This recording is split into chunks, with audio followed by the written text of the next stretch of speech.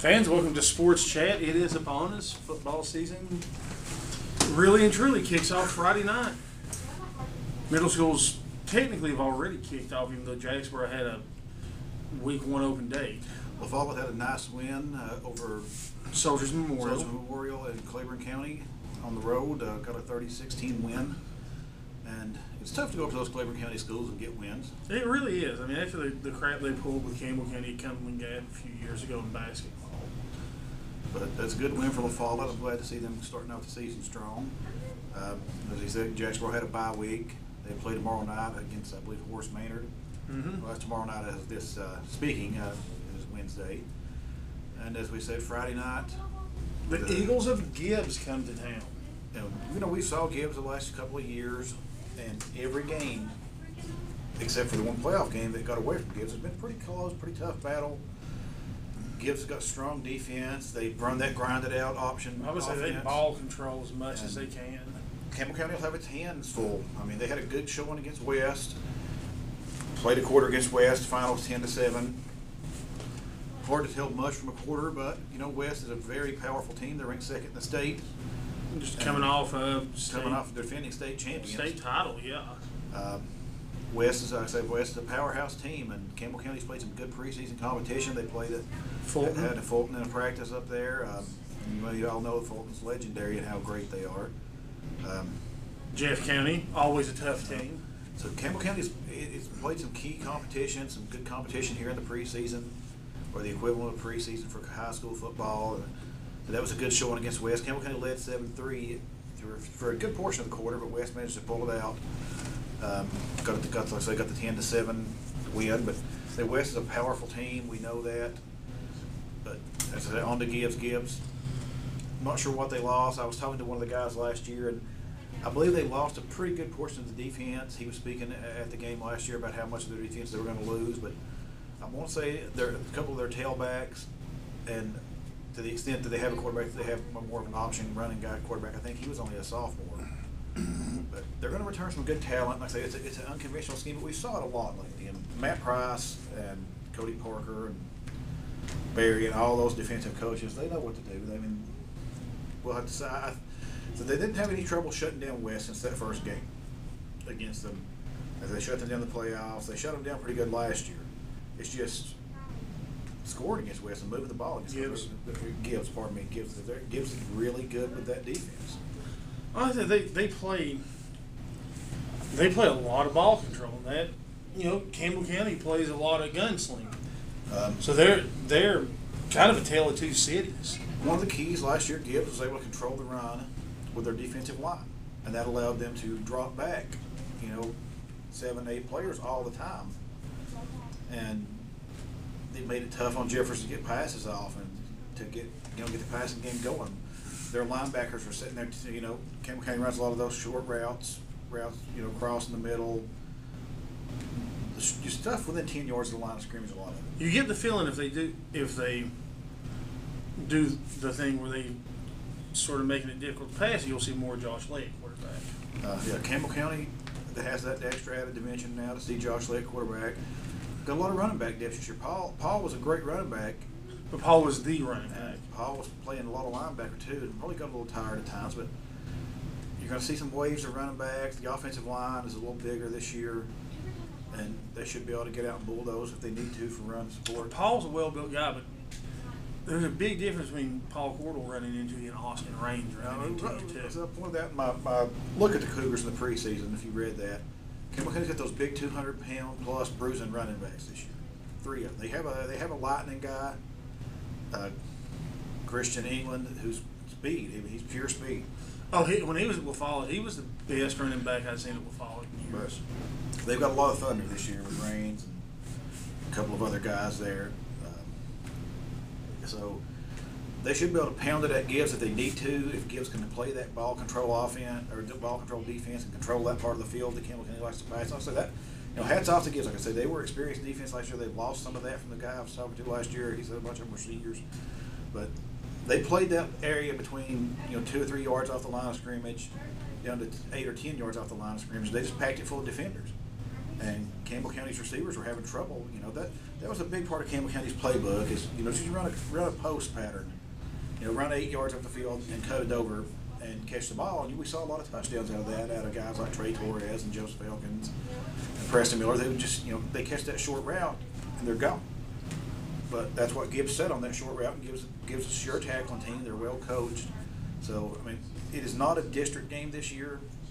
This is a non-conference game, but Gibbs is, you know, good enough people to keep stick with us, have on the schedule. Have enough testicular fortitude, unlike the Cumberland Gaps of the world, to stay on schedule. Even though Campbell County was probably the best crowd Cumberland Gaps had since, you know, that school's been established. I guess the beating was just too much. The Campbell County coaches did want to establish border rivalries. They wanted to play Cumberland Gap. They wanted to play, you know, Union County. They wanted to play Anderson County. A team from Scott County, Oneida or Scott County. They wanted to, you know, get border rivalries going. Whitley County, Kentucky. Of course, now we've got Bell County. Ormond. But we're going to play Bell County. It's not quite a border county. They're not, but they have more guts than Cumberland Gap because they're going to play us. So we'll play Bell County this year in the off season, but Gibbs was the other off season guy. We've got to pick up 5 off season games or 5 non-conference games. Yeah, I mean it's really odd this year the way it worked out, and playing Cock County this year. Yeah, that's going to be a. That's going to be like a chicken fight. Mean road trip when it comes to that one. Have to go to the mean streets of Newport.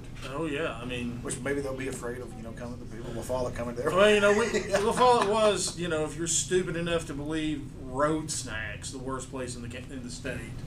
That was moronic, but anyway, I say it's exciting. I can't love football. Can't wait till Friday night. Hopefully the weather cooperates. It looks like maybe now the Jacksboro game and La Follette games tomorrow might be pretty rainy. Potentially, I mean, the field at least will be muddy for the games. Yeah. Campbell County is supposed to clear out though by Friday. Yeah, Friday's actually supposed to be sunnyish. So hopefully it's nice. Of course, anything's sunny after the week we've had. So that we are in that pattern of it raining a lot. Hopefully that clears up for football season. We go into a drier pattern, and just you know, I like nice weather. I like that first big cold front that comes through when we're at the Jacksboro games, and it goes from, you know, being in there having to run fans and dying to being comfortable. That's football weather to me, and that's what I'm looking forward to. I say this whole season. You also have, you know, volleyball in middle school and high school levels. Good thing to go out and see on weekdays. Cross country, if you're a diehard, they run pretty early. If you want to get up at 6, 7 in the morning and head down to Cove Lake, they'll have an event. They'll have a meet or two at Cove Lake during the year. Of course, they're on the road a little bit. Say that they do early morning stuff because it is a fall sport. It's hot this time of year. It's not really quite fall yet. Also, there's you know, if you like to watch golf, and you know what, it's beautiful to watch Campbell County play out Deerfield. That's a gorgeous golf course. And of course, you have soccer, girls soccer started up. Lassie will do a good job with that. They'll be missing Michaela Smith this year, who was the heart of the team the first couple of seasons there. I mean, I would imagine she owns every Campbell County record since obviously we started with her, and she's the first person ever to score a goal for Campbell County. And it is a big step up this year because I believe they're going to the varsity schedule. Oh yeah, this is the varsity year for them. It takes 2 years of not playing junior varsity before you can do that when you establish a new sport. But it'll be varsity for the girls, varsity for the guys, and it's going to be tough. And that's a big step up in competition. They played some varsity squads. They would play smaller schools, play the Cumberland Gaps. They played teams like that who just their varsity and junior varsity is interchangeable basically. Right. Especially those smaller schools that you just don't have enough of a base to pull from. Otherwise, but they also played Gibbs, which was basically what our district would have looked like. And our district really hadn't changed a ton, except for the fact that now I guess Fair gets a district game for them. I'm not sure if Fair gets in. Did that apply to that may non-sports besides football? The district may only apply to football. Usually, yeah, you're right. Usually the district applies for football, then there's the basketball district that applies to everything else. I don't think the basketball district changed, so I believe we're going to be in the same one. I'm not confirmed that yet. I think that Gibbs will probably be out. Talking to the basketball coaches, that it was basically the same districts from basketball. Right. So we'll probably be playing Anderson County and those jackals like that from, now on the other sports. But we'll see. I'm not 100% sure on that, but the big change obviously was to football, and a lot of rivalries lost. I'm going to miss that Halls game. It was fun to watch. You know what? We get to be rivals with Carnes again. Yeah. Any of you that went to school when we did. You know that Carnes is the rival. Well, I mean, Anderson County, the big rivalry didn't really start until the mid-'90s. And it wasn't because we were playing each And other. it was because kids from here kept going down to Anderson County. And that started to, he may have started before Jamie Chadwell. He was the most notable example of it in my opinion. I mean, I can't really blame him because his dad was the coach and got fired right before his senior Oh, no, year started. I have no blame to Jamie. Jamie's a great guy, done well for himself. He's doing really good things at the College of Charleston. But that domino fell and led to a lot of really good players from here heading down to Anderson County. Nick Derry did it. The Prices themselves did it after their junior year of high school. Which is another thing. It's hard to blame them because their coach got fired out from under them. And actually, he didn't get fired. He quit. He told everybody he was going to be back, and he quit right before the season. There was a lot of coaching turmoil at Campbell County, as we all know. It's all known that for years. But and Anderson County was the beneficiary of it, and that's drying up now. From all the reports we're getting, even from the Anderson County coaches themselves, have been downplaying this season a lot, and saying they may not do quite as well as they have the last few years. But the Campbell County connection's dried up. They went to Union County and started recruiting, and they do it. Everybody does it probably a little bit, but we had a parent from Horace Maynard tell us that Anderson County coaches were recruiting their son to come play there, and he did, and was a good player for Anderson County for a few years there. So, and Union County football suffered because of it. That's Union County football. Now their issue will be that people they're going to leech off them. That's just the nature of football. I mean, it happens in Knox County a lot too. It's just that in Knox County you don't have to cross a border. You just cross a zone. major high school. You have 4 or 5 major high schools in a small area, and as we said before, west is up. That means that Bearden's down because they're close to each other. Fulton's up. Well, that means some areas. Halls is down. And Halls in the mid-'90s was state championship. Oh yeah, when Gary Shepard was their coach, they were the team to beat. Fulton was down during that time. A lot of people went from Fulton and Halls are pretty close to each other. You got it right there on Broadway, right beside Fulton High School. And go north for 15 minutes, and you're in Halls. And then of course Austin East became a performing arts magnet school. The Austin East's downfall, inner city Knoxville area, it also benefited West. It benefited Powell. It benefited Fulton as well. It's just cyclical, and schools benefit schools. Right? It's not as frowned upon there because let's say you all live in the city of Knoxville, essentially, or the little townships, but crossing borders around here, it's a big thing. And if Union County, they won a couple of games last year for the first time in a long time. Maybe they'll shut their borders down and keep some of those Horace Maynard kids in because they don't have a big population to pull from anyway. Right. They're a small school, so it's tough when you're playing 30 players and you lose your best 2 players out of the middle school system, say every year. That makes it tough. I mean, you coached on a team of 30, 35 players, and you know how tough it gets. And by the end of that season, you might be down to 20 players.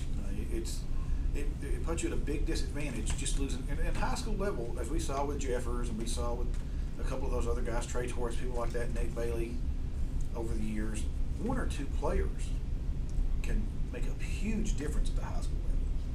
I mean, go back to the Campbell County teams that made the playoffs and take Chris Johnson off those teams.